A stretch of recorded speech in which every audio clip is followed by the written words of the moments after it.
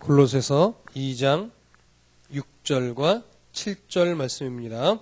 우리 한 목소리로 두 절의 말씀을 함께 읽도록 하겠습니다. 시작. 그러므로 너희가 그리스도 예수를 주로 받았으니 그 안에서 행하되 그 안에 뿌리를 박으며 세움을 받아 교훈을 받은 대로 믿음에 굳게 서서 감사함을 넘치게 하라. 아멘.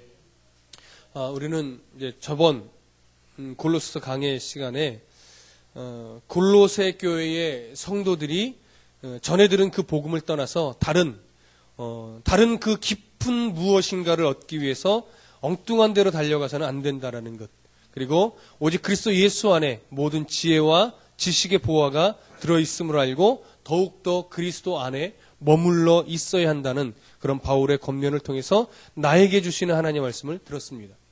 그래서 왜곡된 복음에 뿌리를 내리지 않고 내 경험, 나의 어떤 논리적인 사고, 그리고 주관적인 신앙에 뿌리를 내려서는 안 되며 오직 그리스도 안에 하나님 말씀 안에 그 뿌리를 내리는 복된 그리스도인이 되기를 나누었었습니다. 여러분 늘 그렇게 살아오시려고 힘쓰며 애쓰셨는 줄 믿습니다. 오늘은 6절과 7절의 말씀을 중심으로 해서 바울이 골로새 교회의 성도들에게 가르치고자 했던 것들을 조금 더 구체적으로 살펴보고자 합니다. 우리 6절을 한 번 더 읽어보겠습니다. 6절 다 같이 시작. 그러므로 너희가 그리스도 예수를 주로 받았으니 그 안에서 행하되, 그리스도 예수를 주로 받았으니 너희가 그리스도 예수를 주로 받았으니 그 안에서 행하되, 이 구절을 헬라어 원문으로 조금 더 다시 해석을 해보면 이렇습니다. 그러므로 너희가 예수 그리스도를 주님으로 영접하였던 것 같이 너희는 그분 안에서 걸어가라, 그분 안에서 행하라, 이렇게 번역을 해볼 수 있습니다. 상반절을 보면 너희는 예수 그리스도를 주님으로 영접하였었다, 이렇게 되는 부분이 있습니다. 우리 성경에는 너희가 그리스도 예수를 주로 받았으니 이렇게 된 부분이죠.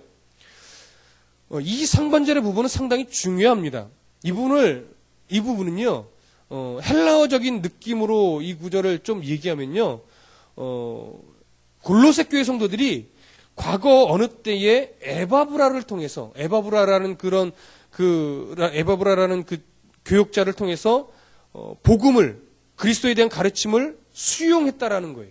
단번에 그것도 그냥 미그적대고서 이게 맞나? 이걸 받아야 되나 말아야 되나 이랬던 것이 아니고요. 에바브라를 통해서 복음의 메시지가, 그리스도를 통한 복음 메시지가 증거되어질 때 그것을 의심하지 않고 단번에 수용했다라는 거예요. 그리고 수용했을 뿐만이 아니라 그 복음의 토대 위에서 자신들의 삶 가운데 그리스도를 자신들의 주로 인식하면서 살아왔음을 보여주는 구절이 바로 이 구절입니다.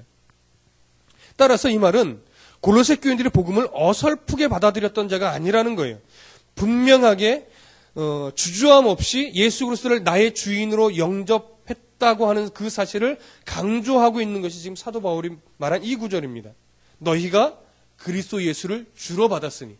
헬라적인 문법적인 표현으로 받은 것은 단번에 받은 거예요. 주저함 없이. 예수를 믿는 여러 사람들의 그 형태들이 있지요.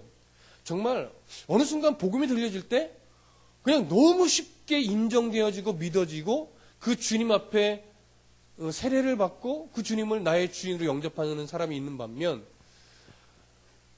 의심하고 의심하다가 정말 그런가 하다가 어느 순간 믿게 되는, 그리고 아니라라고 거부하다가 어느 순간 믿게 되는, 이런 여러 가지 성향들이 있는데, 지금 골로새 교회의 성도들은요, 대부분 100%라고 말하기는 어려울지 모르겠지만 바울의 이런 증거를 통해서 보면 골로새 교회 성도들의 대부분은 그냥 복음이 들려졌을 때 이미도 그대로 단번에 수용하고 주인으로 영접하고 그 복음의 토대 위에서 살기를 시작했다라는 것을 우리는 성경을 통해서 알 수가 있습니다.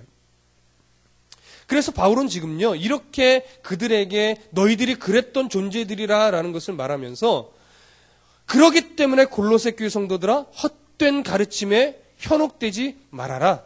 말씀을 받은 너희가 누구인지, 너희의 존재됨, 너희의 정체성이 무엇인지를 찾아야 한다라는 것을 지금 가르치고 싶은 거예요. 지금은 뭐예요? 그런 헛된 가르침, 왜곡된 복음, 예수만으로 충분하지 못하다라고 하는 것, 예수도 믿는 것 좋지만 더 다른 무엇인가를 찾아야 된다.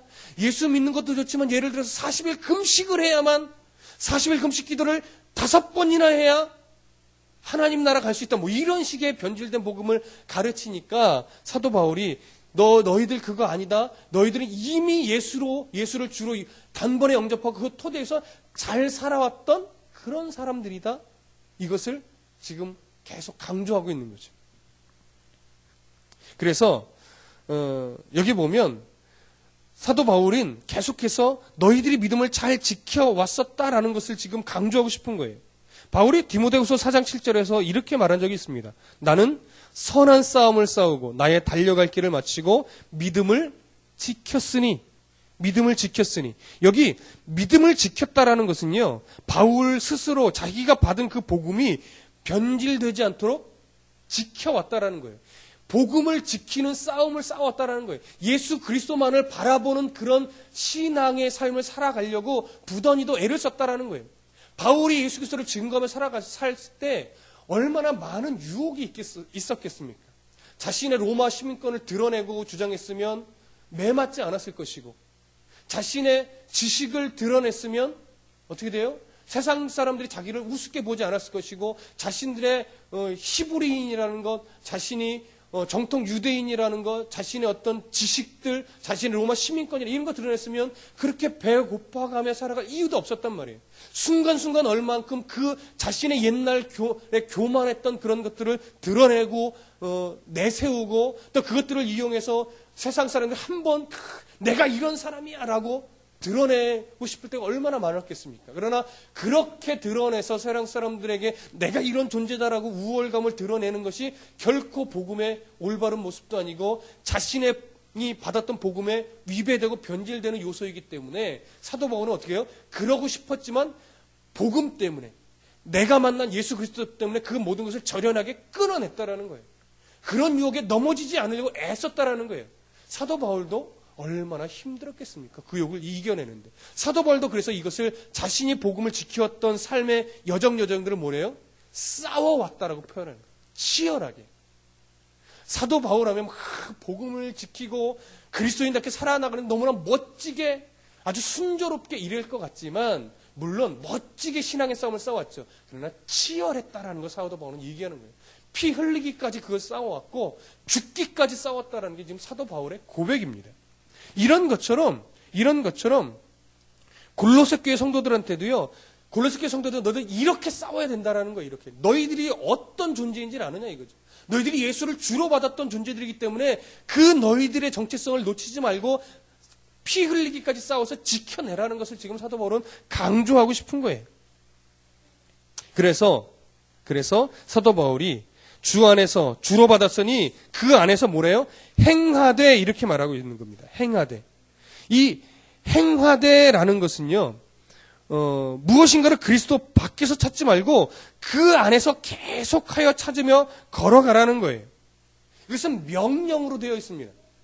주 안에서 계속하여 걸어가야 되는 것, 걸어가도 되고 안 걸어가도 되는데 가능하면 걸어가, 이거 아니에요. 그 안에서 계속하여 걸어가라 이거예요. 계속하여 반복적으로 때때마다 생각하고 기억해내고 신뢰하고 붙잡으면서 주 안에서 계속 걸어가라는 거예요. 그러니까 그 얘기는 뭡니까? 날마다 힘들 때마다 즐거울 때마다 어려울 때마다 좋을 때마다 어느 때건 내가 누구인가? 내가 누구를 주인으로 모시는 자인가? 이것을 늘 기억하라는 거죠. 내 소망이 어디에 있는가? 늘 이것을 염두에 두고 기억하면서 내가 지금 그렇게 하늘의 소망을 둔 자답게 내가 오늘 살았나? 내가 예수를 주로 영접한 자답게 오늘 살았나? 이런 것들을 기억해내야 된다는 거예요. 그래서 이 박용선 목사님이 이 설교를 하실 때 그런 말씀을 하신 적이 있어요. 예배 때 설교 듣는 것도 참 중요하다. 설교를 듣고 마음에 깨닫고 이렇게 살아야지 생각하는 것도 너무 중요하다. 근데 어떻게 보면 더 중요한 건 뭐냐면 매일매일 그 삶의 저녁쯤에 잠들기 전에 나는 오늘 정말 그리스도인답게 잘 살았나? 이렇게 하루를 반성하는 그 저녁 시간이 어떻게 보면 설교 듣는 시간보다도 더 중요하다. 이런 이야기를 하신 적이 있습니다. 그것은 설교는 필요 없다 이런 얘기 아니잖아요. 예배 덜 중요하다 이런 얘기 아니잖아요. 결국 뭐예요? 설교를 듣고 하나님께서 말씀을 통해서 내게 알려준 대로 내 존재됨을 깨닫고 매일매일 치열하게 내가 그렇게 살아왔는가를 점검하면서 살아가는 그 과정이 너무도 중요하다는 얘기죠. 여러분, 오늘 우리가 조금 더 깊이 마음속에 새겨야 될 말인 것 같습니다.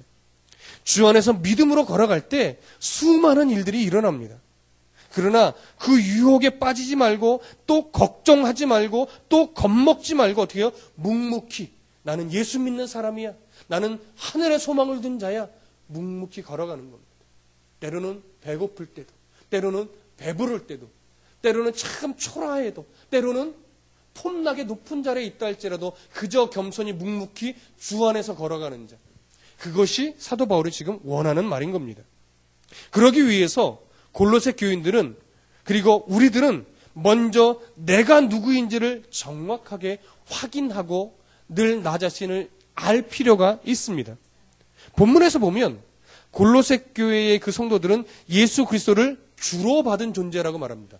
예수 그리스도를 주로 받은 존재예요. 그러면 예수 그리스도를 주로 받았다는 것이 무슨 의미인지를 우리가 조금 더 구체적으로 살펴볼 필요가 있는데요. 먼저 예수 그리스도를 주로 받았다라고 할 때 예수라는 말은 히브리 말로 이에수스라고 발음합니다. 이에수스. 굉장히 우리나라 말과 발음이 비슷하지요. 이게 독일어인가요? 라틴어로 할 땐 제호바라고 표현이 됐어요. 이것이 영어로 가니까 지저스라고 발음이 된 겁니다. 그러니까 헬라어 이에수스가 제호바로 됐다가 제호바가 지저스로 갔지요. 근데 우리나라는 예수라고 번역을 해냈지요. 영어보다도 우리나라 발음이 더 원문에 가깝게 표시한 것입니다. 그런 면에 있어서는 여러분 오늘 우리가 예수님이라고 부르는 이것을 조금 자랑스럽게 여기셔도 괜찮습니다. 이 예수라는 말은 히브리 말로는 여호와라는 여호수아 여호와 이런 여호수아라는 말이죠. 여호수아라는 말. 자, 이 말의 의미는 자기 백성을 구원할 자라는 의미를 갖고 있습니다. 예수, 자기 백성을 구원할 자. 그러면 예수 그리스도를 이 그리스도라는 것은 무슨 말입니까? 헬라어로는 기름 부음 받은 자라는 얘기죠. 히브리어로는 메시아라는 말과 동일한 의미입니다.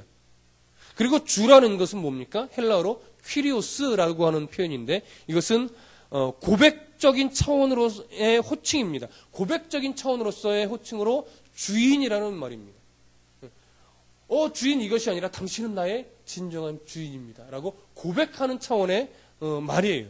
그래서 주라고 호칭할 때는요. 내 삶은 내 것이 아니라 당신의 것입니다. 라고 고백하는 차원의 주입니다. 그러니까 이 말을 예수 그리스도를 주로 받았다는 이 말을 이런 의미를 가지고 풀어보면 우리를 구원할 메시아이신 당신을 나의 모든 삶의 주인으로 내가 인정합니다. 그래서 어떻게 돼요? 당신의 뜻대로 살아가겠습니다. 이런 고백이 되는 거죠. 그러니까 지금 골로새 교회 성도들은 이미도 이전에 어떻게 고백했다라는 거예요? 예수 그리스도를 메시아이신 구원자이신 예수 그리스도를 나의 주인으로 영접함으로 말미암아 주인의 뜻에 맞게 살아가기로 결심했고 그렇게 살아오던 성도였다라는 얘기예요. 구약에서 주라는 이 개념, 주인이라는 개념이 가장 잘 나타나 있는 본문을 한 구절 뽑으라고 하면 창세기 14장 17절에서 20절의 말씀을 볼 수가 있습니다. 이 구절은 여러분 잘 알 겁니다. 이방 소돔과 고모라에 갔던 롯이 이방 강대국들의 전쟁에 휩쓸려서 재산을 다 빼앗기고 포로로 끌려갔죠. 모든 가족들이 다. 그때 아브라함이 어떻게 했습니까? 자기의 종들을 데리고 와서 그 강대국을 그냥 순식간에 쳐부수고 나라를 다 쳐부순 게 아니라 쳐들어왔던 그 군사를 쳐부순 겁니다. 쳐부수고 그 롯의 가족들과 롯의 재산들과 덤으로 전리품까지 획득해서 돌아오게 되죠. 그때 살레망 멜기세덱이 그 아브라함을 맞이합니다. 맞이하면서 너의 승리는 네가 잘나서 준 것이 아니라 하나님이 준 승리였다라는 것을 일깨우죠. 그러면서 아브라함의 교만을 꺾습니다. 그래서 20절에서 어떤 말을 하냐면 너의 승리는 네가 잘 싸운 것이 아니라 하나님이 준 승리다 라는 것을 이야기할 때에 아브라함은 그 말씀을 이해하고 살레망 멜기세덱에게 11조를 바칩니다. 이것이 11조의 기원이 됐는데 여러분 그 여기서 말하는 11조는 10분의 1을 말하는 것이 아니라고 예전에 창세기를 강의할 때 말씀을 그리고 헌금에 대해서 말씀을 드릴 때 드렸던 기억이 납니다. 여기서 11조는 10개 중에 하나다 이런 개념이 아니라 대표의 일, 맏아들의 맏 이런 개념이에요. 네, 여기서는 그게 숫자로 등분하는 이런 개념이 없습니다. 대표의 개념에서 이 모든 것은 하나님이 주신 겁니다. 라는 고백으로 그것을 인정하는 뜻으로 대표의 것으로 어떻게 해요? 10분의 1만 띄어서 드린 것뿐이에요. 당시 유대인들도 손가락이 열이고 지금도 우리도 손가락이 열이지만 당시 유대인들의 세상에 손가락이 10개였기 때문에 10분의 1이지 만약에 손가락이 12이었으면 12분의 1조가 됐을 거예요. 그러니까 11조라는 개념도 어떻게 돼요? 10 중에 1이 아니라 모든 것이 주님 것입니다라는 고백을 가지고 띄어서 드리는 거죠. 10분의 1이면 어떻고 10분의 2면 어떻고 반올림을 하면 어떻고 안 하면 어떻겠습니까? 우리의 믿음이 11조를 드리고 또는 예물을 드리는 우리의 믿음이 모든 것이 하나님 것입니다. 나에게 이 많은 것을 주셔서 감사합니다라는 정말 믿음의 고백을 가지고 드려진다면 그것은 하나님이 기쁘게 받으시는 예물이 되는 겁니다. 마찬가지로 여기서 지금 이 아브라함이 살레망 멜기세덱에게 바친 것도 뭐예요? 나의 주인께 드립니다. 이런 고백인 거예요. 당신이 내게 승리를 준 겁니다. 내가 잘해서 그런 것이 아닙니다라는 거죠. 이것이 주인의 개념을 잘 소개하는 구약의 개념인 것입니다. 우리가 예수를 이렇게 주로 고백한다면 내 삶도 내 자식도 내 사업도 내 성공도 모두가 다 100% 주님의 것이라는 정직한 고백이 있어야 합니다. 말이 쉽지만 사실 쉽게 고백할 수 있는 내용은 아닙니다. 많은 사람들이 주님 때문에 내가 이런 성공을 얻을 수 있습니다라고 말은 하지만 주님이 그럼 다 내놔라고 말할 때 네 하고 기꺼이 다 드릴 수 있는 사람 별로 없을 겁니다. 예수는 구세주만 되는 것이 아니라 우리의 주도 된다는 사실을, 우리의 주인도 된다는 사실을 꼭 기억하셔야 합니다. 오늘날 많은 그리스도인들이 예수님을 생명의 구세주로는 받았을지 모릅니다. 그렇게들 많이 인정하고 정말 그렇게들 고백합니다. 그런데 정말 진정한 삶의 주인으로는 받지 못한, 삶의 주인으로는 인정하며 살아가는 그리스도인이 의외로 많지 않다는 사실에 우리는 가슴이 좀 아프기도 합니다. 다시 골로새서 2장 7절을 다 같이 읽어보겠습니다. 2장 7절 시작. 그 안에 뿌리를 박으며 세움을 받아 교훈을 받은 대로 믿음에 굳게 서서 감사함을 넘치게 하라. 그 안에 뿌리를 박으며 그리고 세움을 받아 그리고 교훈을 받은 대로 그리고 믿음에 굳게 서서 그 다음에 감사함을 넘치게 하라. 여기 앞부분에 있는 그 안에서 뿌리를 박으며 이렇게 말하는 것은 바로 수동적인 명령의 의미가 있습니다. 그래서 그 안에서 뿌리가 계속해서 내려져 있게 하라는 겁니다. 또한 그 다음에 세움을 받아. 이것도 수동적인 명령이에요. 그 안에서 계속하여 세워져 있게 하라. 그리고 세 번째, 교훈을 받은 대로.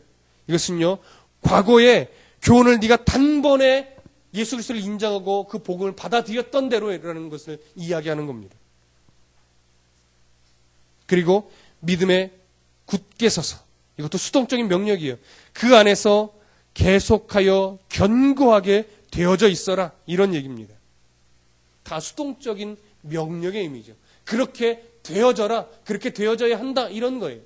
근데 마지막 감사함을 넘치게 하라. 이것은 다른 앞의 구절들과는 달리 굉장히 능동적인 명령으로 원문 성경은 기록하고 있습니다. 그래서 계속해서 감사함을 넘치게 하라. 계속해서 감사하라. 이런 얘기예요. 그러면 여러분 우리가 여기서 좀 구체적으로 봐야 될 게 뭐냐면 왜 앞에 구절들은 다 수동적인 명령으로 사용을 하고 있고 이 마지막에 감사함을 넘치게 하라는 부분만 능동적으로 사용하고 있느냐라는 것. 이 구절을 우리가 좀 생각해 볼 필요가 있습니다. 왜냐하면 여러분 감사함을 넘치게 한다는 것, 감사해야 한다는 것, 어떻게 하면 하나님 앞에 감사할 수 있습니까? 어떻게 하면? 그러면 이 다른 질문 해보죠. 대부분 어떨 때 감사합니까? 사업이 망했을 때 감사하는 성도가 있나요? 자녀가 대학에 떨어졌을 때 감사하는 사람이 있나요? 우리 가정에 우환이 닥쳤을 때 감사하는 성도가 있나요? 제가 볼 땐 별로 없습니다. 가정에 우환이 닥쳤을 때는 기도 제목으로 감사헌금을 냅니다. 근데 제가 볼 땐 감사헌금이 아닙니다. 미안하지만. 감사헌금이 아니라 어려움을 해결해 주세요 하는 아부하는 돈일 뿐이지 죄송합니다. 이렇게 표현해서. 그런데 그렇게 표현할 수밖에 없습니다. 때로는. 그게 감사해서가 아니고 하나님 이 문제 해결해 주세요. 안 해주면 저 죽어요 라고 하나님께 떼쓰는 돈이지 감사헌금이 아닐 경우가 더 많다라는 거예요. 그러면 내게 어려움이 닥치고 우환이 닥쳤을 때는 어떻게 감사헌금할 수 있을까요? 하나님, 이런 어려움 중에도 하나님이 가장 옳으심을 믿습니다. 하나님이 가장 선한 대로 인도하신 줄로 믿고 앞으로도 하실 줄 믿습니다. 그런 이 우환 중에 제가 하나님을 향한 믿음이 식어지지 않게 해주셔서 감사합니다. 이러면 진짜 감사헌금 아닌가요? 하나님, 우리 자녀가 재수를 하고 삼수를 했는데 대학에 떨어졌습니다. 우리 자녀가 그래도 믿음이 흔들리지 않게 해주시니 감사합니다. 이거 감사헌금 아닌가요? 근데 하나님, 재수에도 떨어졌는데 이 아이가 삼수를 한답니다. 이번에는 꼭 붙게 해주십시오. 감사헌금. 이거 감사헌금 아니잖아요. 앞으로 다드림교회 성도들은 좀 바르게 감사헌금 하셨으면 좋겠습니다. 그럼 이런 감사가 어디서부터 나옵니까? 우리는 기도하던 제목이 우리의 원하는 대로 응답받으면 감사헌금 내고 우리가 원하는 대로 응답받지 않으면 교회 안 떠나면 다행일 정도의 세태가 되어버렸지만 그럴 때도 이러한 감사의 의무를 드릴 수 있고 잘되고 형통하고 성공했을 때도 교만하지 않게 하나님 앞에 감사할 수 있는 근거가 어디서 나오냔 말이에요. 하나님을 완전하게 신뢰할 때 나오는 겁니다. 그리고 그분이 나의 주인이라는 것을 정확하게 바라볼 때예요. 그러면 여러분, 종은 분명히 주인이 시키는 대로 하는 존재예요. 근데 종 생각에는 오른쪽으로 가야 되는데 주인이 왼쪽으로 가래요. 그럼 당시 종은요, 아니 오른쪽으로 가는 게 맞습니다. 이렇게 말할 수 있나요? 당시 종은 그렇게 말할 수 없어요. 내 생각이 아무리 오른쪽이라도 100번, 1000번 생각해도 오른쪽이라도 주인이 왼쪽으로 가라고 하면 왼쪽인 거예요. 왼쪽으로 가야 되는 거예요. 그리고 종은 생각해야 되는 거예요. 우리 주인이 옳다. 내 생각은 100번, 1000번 생각해도 오른쪽이지만 주인이 왼쪽으로 가라 하면 무슨 뜻이 있고 의미가 있고 의도가 있는 것이다. 내 생각보다 주인의 생각이 옳다. 이것이 종의 자세입니다. 그러니까 감사함을 넘치게 할 수 있는 근거가 뭐예요? 예수님을 정말 주인으로 인정하느냐 안 하느냐예요. 우리가 예수님을 정말 진정한 주인으로 인정한다면 내 삶에 우환이 와도 하나님이 내게 필요하니까 주신 거예요. 때로는 내가 너무 연약하니까 주신 거예요. 아니면 내가 게을러서 받는 거지. 하나님, 그래도 나는 하나님을 신뢰합니다. 하나님이 나를 이것을 통해서도 내 신앙을 성숙시키시고 나를 더 하나님과 가깝게 성숙하게 예수 그리스도를 닮게 만드실 줄로 내가 믿습니다. 이것을 놓지 않을 때 나는 어떤 상황 속에서도 감사하는 자가 되는 거예요. 이것이 감사함을 넘치게 하라는 이유입니다. 의도입니다. 이것이 그 뜻입니다. 그러면 감사함을 그렇게 넘치게 하기 위해서는 내 속사람과 내가 원하는 인간의 내 정욕과 욕심과 어떻게 돼요? 부단히도 싸워야 돼요. 이거는 안 싸우고선 되지 않는 일이에요. 누가 자연스럽게 그게 될까요? 이 땅에 존재하는 어느 사람이 쉽게 그런 정욕과 쉽게 싸워 이길 수 있는 사람이 누가 있을까요? 테레사 수녀요? 마하트마 간디요? 천만의 말씀이에요. 아무리 성인이라고 불리는 자라 하더라도 이런 자기 속사람과의 싸움은요, 치열하게 싸우지 않는 이상 이겨낼 수 있는 자가 없어요. 결국 사도 바울은 그 얘기입니다. 그 안에서 계속하여 걸어가라. 감사함을 넘치게 하라. 하나예요. 네가 하나님을 예수 그리스도를 주인으로 인정하고 그 주인을 100% 신뢰할 수 있게끔 네 속에서 일어나는 의심과 교만과 욕심과 이런 것들을 치열하게 싸워가라 이거예요. 그렇게 싸워가면 예수 그리스도를 주인으로 인정하기 위한 싸움을 치열하게 내 속에서 싸워가면 어떻게 돼요? 그 주 안에서 뿌리를 내리게 되어진다는 거예요. 세움을 받게 되어진다라는 거예요. 믿음에 굳게 서게 된다라는 거예요. 여러분, 이 싸움 싸워가는데 어떻게 주 안에 뿌리가 안 내려지겠습니까? 이 싸움, 주인으로 섬기고 모든 것을 100% 신뢰하며 주님이 가장 옳다라는 믿음을 가지고 치열하게 싸워가는데, 이것을 놓치지 않으려고 싸워가는데 어떻게 믿음의 견고기 세워지지 않겠냐라는 거예요. 이것이 바로 복음이 주는 능력이며, 이렇게 살아갈 때 우리는 복음에 흔들리지 않고 어떤 신비주의, 어떤 이단의 유혹이 우리를 유혹하다 할지라도 결단코 거기서 넘어가지 않을 수 있는 겁니다. 그래서 우리의 삶이 어렵고 우리의 삶이 힘들더라도 끝까지 그리스도 안에 있는 자, 끝까지 하나님을, 예수님을 나의 주인으로 믿고 인정하며 그거 놓치지 않으려고 치열하게 싸워오는 성도는, 믿음의 싸움을 싸우는 성도들에게는 뭐가 있어요? 하늘의 평강입니다. 하늘의 평강. 이 싸움 없으면요, 수십억, 수백억이 있어도 평강이 없습니다. 예수 믿는다고 말하는 자에게도 평강이 없어요. 그래서 자살을 시도하는 거예요. 예수를 잘 믿는다더라 하는데 어느 날 보면 연예인 중에 자살하는 사람이 있잖아요. 뭐예요? 이 싸움을 잘 못 싸운 거예요. 이 싸움을 못 싸우니까 낙심하고, 이 싸움을 더 치열하게 안 싸우니까 좌절하고 공허해서 자살하고 포기하고 이렇게 되는 거죠. 가진 것이 많으나 가진 것이 없으나 이 싸움을 잘 싸우면, 이 싸움을 치열하게 싸우면 늘 평강 가운데 살아가고 있는 거예요. 왜요? 하나님이 옳게 이끌어 가시는데, 그걸 내가 신뢰하는데 흔들릴 게 뭐가 있어요? 까짓거 남들 돈가스 먹을 때 나는 뭐 먹으면 돼요? 밥에 김치 먹으면 돼요. 그 사람 돈가스 먹는다고 하루 4끼 안 먹어요. 우리 김치 먹는다고 하루 3끼 먹는 것 먹으면 충분합니다. 우리 그 믿음이 있어요. 이 땅에 가진 것이 많으면 많을수록 천국 오는 것이 불쾌해지는 사람들이 존재하는 거예요. 아까워서 천국에 어떻게 가요? 이 땅에 가진 게 너무 많은데 아까워서 그거 좀 다 쓰고 가야 되는데 내일 오신다니, 예수님, 하나님, 한 날만 좀 더 있다 오면 안 될까요? 내가 이거 내 평생을 모은 건데 제발 한 달이라도 좀 막 좀 써보고 내가 가야 되지 않겠어요? 이러지 않을까요? 내가 하늘의 소망을 두고 살아감으로 인해 가진 것이 세상에 얽매일 것이 없다고 하면, 주여 내일 오지 말고 지금 오시면 어떨까요? 우리의 믿음의 고백이 이러지 않겠습니까? 주님, 지금 오셔도 저는 여한이 없습니다. 저 지금 오셔도 주님을 기쁘게 만날 용기 있습니다. 이 정도 신앙이 돼야죠. 언제까지 찬송하면서 가슴 겨우고 지난날 회한 돌아가면서 눈물만 흘릴 거예요. 여러분, 저는 이제 눈물 흘리는 신앙을 좀 벗어나자고요.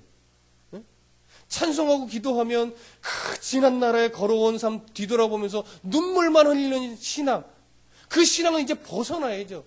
그것 때문에 눈물을 흘리는 것이 아니라 오실 예수 그리스도, 그분을 만날 것이 가슴 벅차서 감격에 겨운 눈물을 이제는 흘려야죠. 무슨 한이 그렇게 많아서 예수 믿는 사람은요, 사실은 한으로 살아가는 것이 아니라 오실 그 메시아의 소망으로 살아가는 자예요. 조금 더 성숙해지십시다. 이렇게 복음에 뿌리 내린 신앙이 튼튼해지면 이것을 통해 어떤 환경 속에서도 계속 감사할 수 있게 되는데, 이것은 자신의 몫입니다. 성령님이 물론 도우십니다. 성령님이 계속 깨닫게 하시고 일러주십니다. 그러나 이 싸움은 성령님이 대신 싸워주는 싸움은 아니에요. 그래서 바울이 얘기합니다. 너희 구원을 이루라. 치열하게 내가 싸워가야 됩니다. 내 안에 있는 유혹거리들과 내 속사람의 그 욕심거리들과 주님을 주인으로 인정하면서 머리로 이해되지 않는 삶의 현장이 너무나 많을 겁니다. 하나님의 뜻이 무엇인지 도저히 알 수 없는 그런 상황이 우리 삶에 수없이 많습니다. 그러나 그때에도 감사할 수 있다라는 것이 바로 그리스도의 표지인 것입니다. 그때에도 주님을 신뢰하고 있다라고 하는 사실이 당신은 진정한 그리스도인이라는 표지가 되는 것입니다. 이것은 내가 자신이 부정될 때에만이 가능한 일입니다. 내가 죽고 예수가 사는 신앙의 맛을 보는 사람만이 알 수 있고 느낄 수 있는 것입니다. 저는 이런 감사의 대표적 모델이 바로 다니엘의 세 친구 사드락, 메삭, 아벳느고라고 봅니다. 풀무불 앞에서 고백했던 그 고백, 그리 아니하실지라도 나는 하나님을 버리지 않습니다. 풀무불 속에서 나를 살리실 하나님을 믿지만 나를 태워 죽게 만드신다 할지라도 나는 그 주님을 배반하지 않습니다. 저는 이 고백이 이 바울의 가르침의 대표적인 모델이 아닌가 생각을 합니다. 그래서 감사는 머리로 이해하는 그 하나님을 가슴으로 믿어서 내 입으로 고백하기 위해 애쓰는 것이라고 생각합니다. 내가 부정되지 않으면 할 수 없는 일, 내가 죽어지고 예수만 사는 기쁨을 알 때만 가능한 일, 그리스도의 발자취를 따라서 나의 주인의 걸음을 내가 따라가는 삶을 살아나갈 때 가능한 그 일. 우리 모두 그러한 삶을 살아가시는 복음의 뿌리 내려서 예수를 주로 100% 인정하는 삶을 살아나가는 복된 그리스도인이 되시기를 간절히 소원합니다. 기도하겠습니다. 하나님 아버지 감사합니다. 우리는 그리스도인입니다. 우리는 예수를 주로 인정하고 시인한 자입니다. 세상이 주는 어떠한 유혹거리들도, 세상에 주는 어떠한 즐거움도 부함도 예수 그리스도를 대신할 수 없음을 고백하오니 하나님 우리에게 정말 주님을 온전하게 신뢰하고 나의 주인으로 인정한 그 삶을 바르게 살아나갈 수 있는 우리 모두가 되게 하여 주시옵소서. 예수 그리스도 이름으로 기도했습니다. 아멘.